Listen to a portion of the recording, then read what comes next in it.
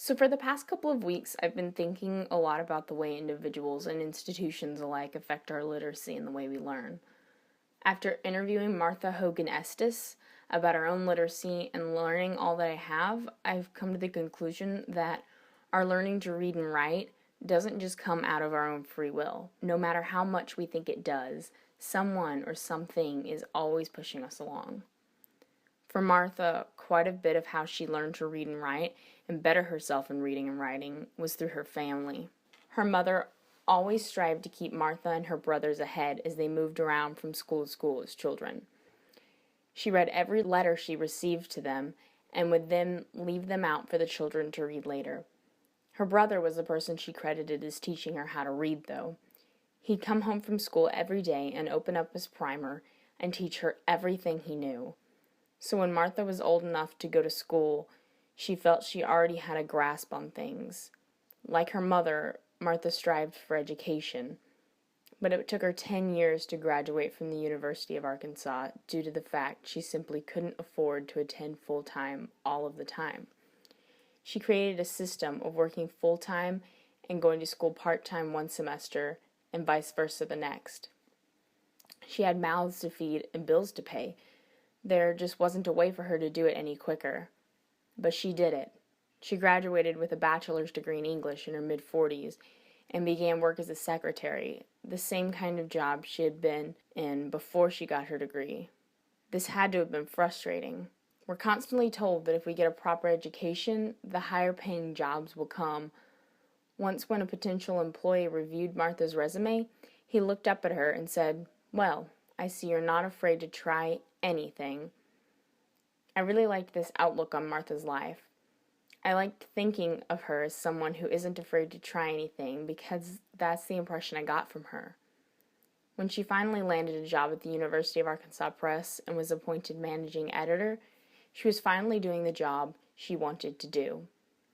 Throughout her story, I noticed key individuals that have helped her with her literacy.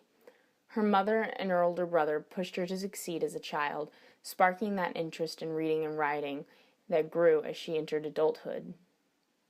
When she started work at the press, the editor-in-chief acted as a key supporter and promoter of her literacy. When he offered her the job of managing editor, she didn't believe it was a job she could do. But he persisted. He told her that yes, she can do it. Having this kind of positive promoter was important for Martha's continued literacy. She was working in an environment where she was constantly being challenged and encouraged by her coworkers. She was also constantly learning new things. Martha worded what she did as an editor in a way that really spoke to me. "The best thing an editor can do is be a careful reader, and that's all I do. I don't try to rewrite it for people. I try to understand what they were trying to say." For Martha, I saw this as her ultimate goal in her literacy. She's just trying to understand what others are attempting to say through their writing, and she enjoys deciphering that as a job. She still edits for her brother and friends today, and has a memoir writing group she started out at a church in Goshen, where she's doing the same kinds of things.